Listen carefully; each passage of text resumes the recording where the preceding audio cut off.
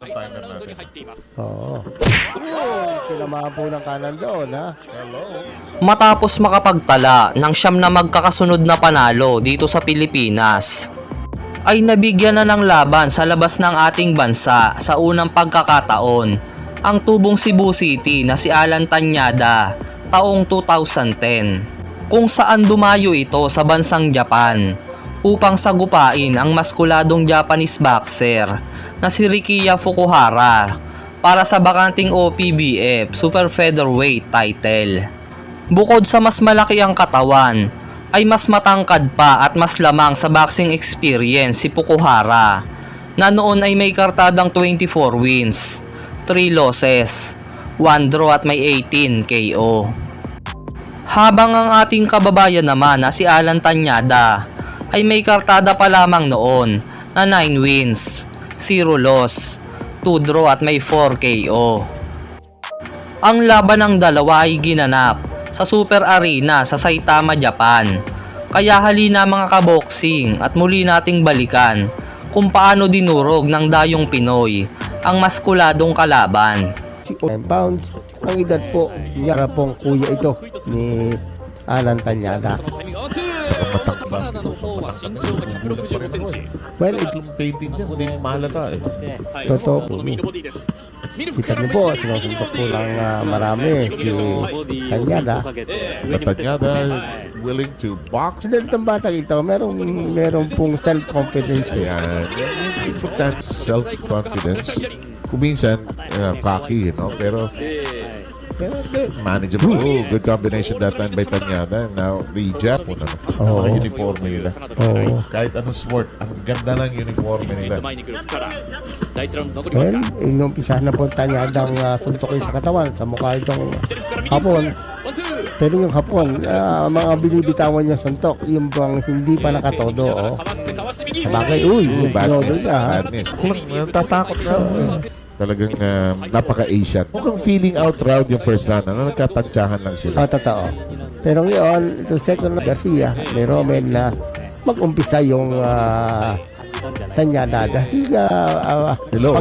Hello. Tayo ba eh. pag nagtagal ang laban, medyo Hindi pa po delikado. sa'yo. Dahil dayo tayo dito sa Japan. But Tañada doing a good job of staying within the range he likes. You know, fighters sometimes forget that they have to come up with a range wherein they can do their thing. O, alam niyang may lakas niya eh. Beer, Magnolia. Quickly seen on our program, took gold and glory abroad. In the meantime, Tañada continues to go. It's a, ooh, that's a back step if there ever was one. Tañada unleashing a bit of that power he's noted for. Dahil nga ang konsentrasyon po ni Tañada sa katawan ng hapon.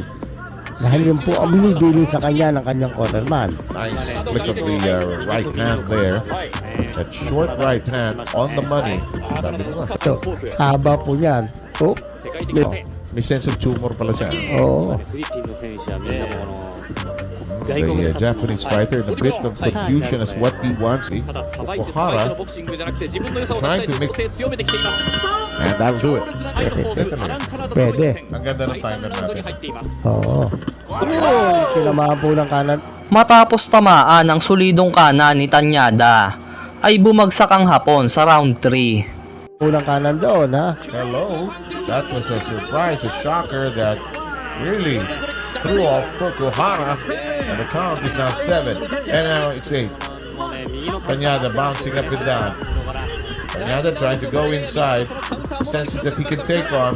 Nagmamadali eh. Yep, Fukuhara now. Nagmamadali, oh. Kaya maraming suntok po yung Tañada ang hindi tumatama. Gigil na eh, no? Oo. Eh kasi nakataya nga naman ang corona, lahat. Eh, tingin nyo, sa magandang tama pa, baka... Timiklop na yung isa. Oo, kaya po nagmamadali si Tañada. Fukuhara trying to be smart about it, but he's being tagged seriously. That left hand of Tañada constantly working out very hard. Big miss by Tañada. Yun yung sinasabi mo, yan, no? Medyo nagmamadali eh. Well, 11 laban. Siyempre po naman, hindi po naman talaga experienceado pa itong si Tañada. Pero may maganda pong hinaharap dahil may lakas at may tapang. And the round is down to 1 minute and 45. Yun, sa katawang yun, medyo po Nasaktan po yung Hapon, no? Yun! Bang! Tinamaan po ng isang straight. Matapos na naman tamaan ng kanan ni Tanyada sa panga, ay muling bumagsak si Fukuhara. Ngunit nakatayo pa naman ito. Isang straight. The right hand. Second knockdown. Time down to a minute and a half. Will there be time to finish the game, Jeff? Kaya naman hindi na nag-aksaya ng oras ang ating kababayan. Natapusin na ang laban. Tanyada looking for a spot, a space to work in. Yung Hapon hindi marunong lumapos eh, oh. Yes.